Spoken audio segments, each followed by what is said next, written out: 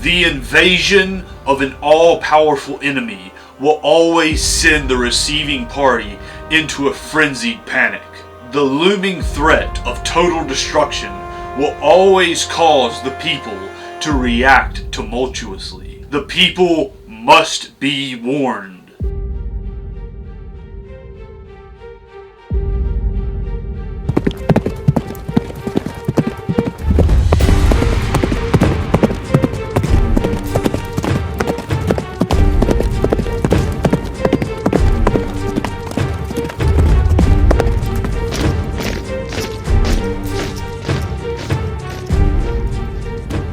The red capes are coming.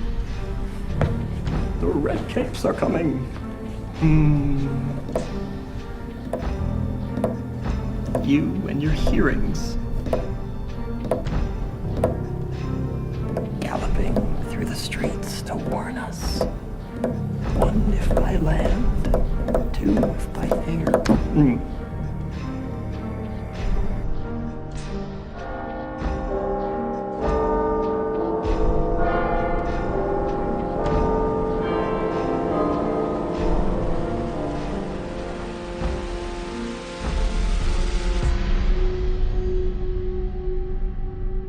They'll have to take up arms and fight with all they have. The British, at the height of their empire, commanded the siege, trampled every opponent, and was near unbeatable. This remained unchanged until a ragtag group of colonies decided to take on the most powerful military in the world. The American colonies claimed their independence and started a rebellion that would change the world forever.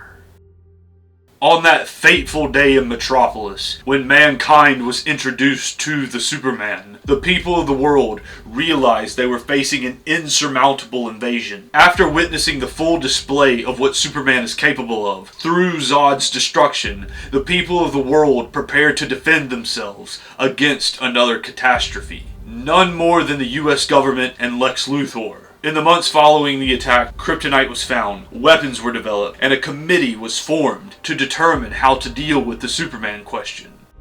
Must there be a Superman? Led by Senator Finch, the Committee on Superman held numerous hearings to determine how to react to the existence of the Superman, and if he acts on his own accord or by the will of the people and by the consent of the governed. However, Lex Luthor knows that without action, the people will never be able to defend themselves from the potential threat of the Superman. He believes the hearings and pointless meetings to be inconsequential. Early in the film, the senator leading the Committee on Superman pays a visit to Lex at his lab. He demonstrates for them the advances he has made studying kryptonite and how this substance is necessary for not only national security, but planetary security. Lex tries doing things the proper way at first, but Senator Finch denies him the import license he needs to bring kryptonite into America. Lex later invites the senator into his home, where they discuss the future of the world in his father's study. Aided by imagery of angels and demons, Lex tries to convince the senator of the power of the threat they are facing. Senator Finch sees right through his facade and denies him the import license, yet again, because she knows that he is disguising his vile intentions as a good deed. He is trying to sell a weapon of assassination as deterrence, or in other words, taking a bucket of piss and calling it Granny's peach tea. It's quite a powerful metaphor. Following her defiance to his wishes, the entitled plutocrat mocks her efforts and her committee. He taunts her by ominously saying,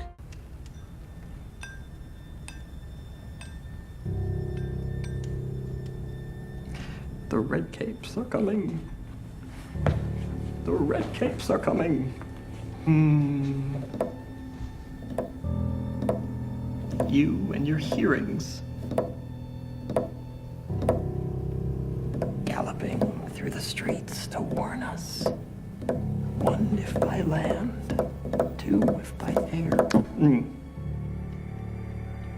Lex mocks her attempts to steer the national discussion around Superman. He knows that humanity stands no chance against him without radical actions and sufficient armaments. On April 16th, 1775, Paul Revere, accompanied by William Dawes and Samuel Prescott, mounted his horse and rode through the streets of Concord, Massachusetts. They rode to warn the future Americans of the imminent invasion of the British. The advantageous position of the Massachusetts colony also caused some disadvantages as well. The Charles River served as a bustling port, but also allowed for the unbeatable British Navy to invade without resistance. Not only did the colony face annihilation from a maritime threat, but ground troops could invade just as easily. According to the Boston Tea Party Ships and Museum website, Paul Revere arranged for the Old North Church to have 2 different signals ready to warn of which method the British would use to invade. 1 lantern would be lit if they came by land, 2 lanterns would be lit if they came by sea. Concord, Massachusetts was too valuable to the revolutionary efforts to allow it to fall into the hands of the British. Concord served as a massive weapons stockpile and armory for the colonial forces. According to the American Rifleman website, during the late night hours of April 18th, 1775, British Grenadier and Light Infantry companies under the command of Lieutenant Colonel Francis Smith, numbering some 700 men, ferried across the Charles River from Boston to Cambridge to clandestinely march on the small town of Concord, Massachusetts. A colonial supply depot for arms, cannons, powder, ball, and other military supplies. In the months previous, General Thomas Gage, the British military governor of Boston, had been receiving word from spies on the numerous arms being stored in and around the town. The countryside surrounding the city of Boston was busily arming and training in the art of war, and something needed to be done to quell this potential uprising. This is a perfect description of Lex Luthor's plight in the film. He is amassing power to use against an all-powerful invader.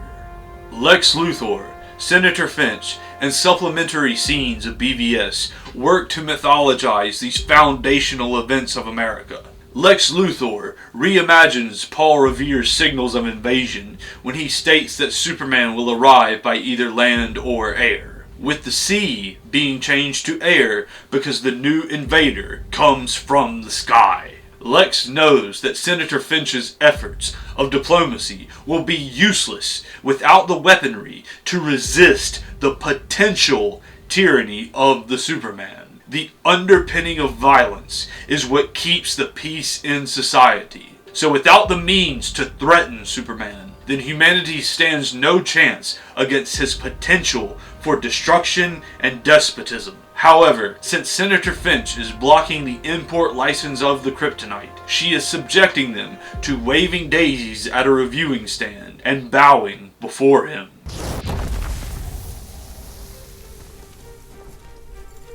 Without the weapons of Concord, the colonies would have been forever subjected to the tyrannical rule of the British Crown.